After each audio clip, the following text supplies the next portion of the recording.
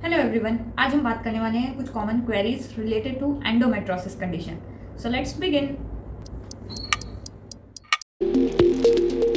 Endometriosis एक ऐसी condition है जिसमें जो एंडोमेट्रियम है, यूट्रस के सबसे अंदर वाली लेयर, वो यूट्रस से बाहर कहीं ग्रो करने लगती है। इस कंडीशन को एंडोमेट्रोसिस बोलते हैं। ये जो एंडोमेट्रियम है वो फैलोपियन ट्यूब में भी ग्रो कर सकती है, ओवरी में ग्रो कर सकती है, पेल्विस में कहीं भी ग्रो कर सकती है, इवन पेल्विस एरिया के बाहर भी ग्रो कर सकती है, जैसे कि लंग्स है, किडनी है, कहीं अगर स्कार है तो वहां पर भी ग्रो कर सकती है। तो इस कंडीशन को बोलते हैं एंडोमेट्रोसिस कंडीशन।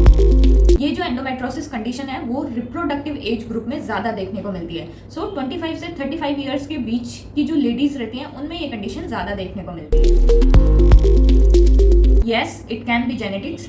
जिनकी भी फैमिली में हिस्ट्री रही होती है एंडोमेट्रोसिस कंडीशन की, तो उनमें चांसेस ज्यादा रहते हैं आगे ये कंडीशन पास ऑन होने के। पेनफुल पीरियड्स बिल्कुल भी नॉर्मल नहीं है। अगर आपको पीरियड्स में बहुत ज़्यादा दर्द होता है, इट मीन्स जो आपकी डे टू डे एक्टिविटीज़ हैं वो भी इफेक्ट हो रही हैं आपकी, तो it means it is not normal. आप अपने पेनफुल पीरियड्स को बिल्कुल भी इग्नोर ना करें। It can be a symptom of this condition, that is endometriosis. Endometriosis condition में पेनफुल पीरियड्स बहुत ज़्यादा रहते हैं, क्योंकि जब ये एंडोमेट्रियम कहीं और ग्रो होती है तो जब आपके पीरियड्स आएंगे तो ये जहाँ कहीं और भी ग्रो हुई है वहाँ से भी शेड ऑफ होगी, तो आपका जो यूट्रस है वो बहुत ज़्यादा कॉन्ट्रैक्ट होगा, तो इस वजह से पेनफुल कंडीशन रहती है पीरियड्स के दौरान।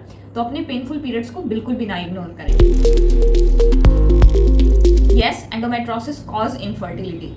एंडोमेट्रोसिस कंडीशन अगर आपको है तो आपको कंसीव करने में बहुत प्रॉब्लम होगी, क्योंकि अगर ये एंडोमेट्रियम फैलोपियन ट्यूब में कहीं ग्रो हो रही है तो उसकी जो मोटिलिटी रहती है वो रिड्यूस हो जाती है, और जो फर्टिलाइजेशन है वो फैलोपियन ट्यूब में होता है, तो वहां पर फर्टिलाइजेशन नहीं हो पाएगा और उस वजह से आप कंसीव नहीं कर पाएंगे। अगर यही एंडोमेट्रियम ओवरी में ग्रो हो रही है तो वो ओवुलेशन प्रॉपर नहीं होने देगी। नो, ये सिर्फ पेल्विस एरिया में ग्रो करे ऐसा बिल्कुल भी नहीं है। पेल्विस एरिया से बाहर भी ये कंडीशन ग्रो हो सकती है। ये आपके लंग्स में ग्रो कर सकती है, आपकी किडनी को इफेक्ट कर सकती है, यूरेटर में ग्रो कर सकती है, इवन जो पहला सी सेक्शन का स्कार रहता है वहां पर भी ग्रो कर सकती है। और अगर आपको नॉर्मल डिलीवरी हुई है और वहां पर नीचे की तरफ टाँके आए हैं तो उस स्कार में भी ये एंडोमेट्रियम ग्रो कर सकती है। तो सिर्फ ऐसा नहीं है कि पेल्विस में ग्रो करे, पेल्विस के अलावा भी इनसाइड पर ग्रो करती है। बहुत ही रेयर कंडीशन रहती है, बट इट कैन हैपन। इसका बेस्ट वे जो है डायग्नोस करने का वो है लेप्रोस्कोपी, जिसको गोल्ड स्टैंडर्ड माना जाता है, बट क्लिनिकल बेसिस पे भी, क्लिनिकल फीचर्स के बेसिस पे भी इसको डायग्नोस किया जा सकता है with the help of ultrasound. No, ये बहुत बड़ा मिथ है कि बर्थ कंट्रोल पिल्स जो है वो एंडोमेट्रोसिस कंडीशन को क्योर कर देंगी।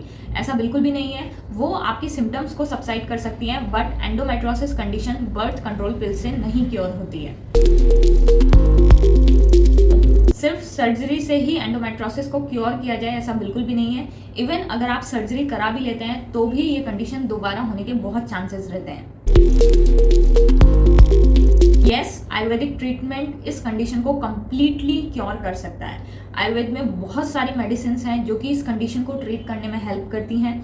इवन आयुर्वेद की ये एक बहुत अच्छी ब्यूटी है कि जब आयुर्वेदिक ट्रीटमेंट आपका चलता है तो सिर्फ आपको मेडिसिन नहीं दी जाती, बल्कि उसके साथ साथ में एक डाइट प्लान भी आपको दिया जाता है। तो जब आप अपनी डाइट में वो सारी चेंजेस करती हैं, अपनी लाइफस्टाइल में वो सारे चेंजेस करते हैं, तो आपकी ये जो कंडीशन है वो कम्प्लीटली क्योर हो जाती है।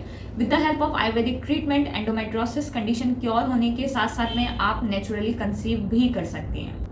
आयुर्वेदिक मेडिसिन के साथ साथ में आयुर्वेदिक प्रोसीजर्स भी किए जाते हैं जो कि इस कंडीशन को कम्प्लीटली क्योर करने में हेल्प करते हैं। आई होप आपको ये वीडियो काफ़ी इन्फॉर्मेटिव लगा होगा।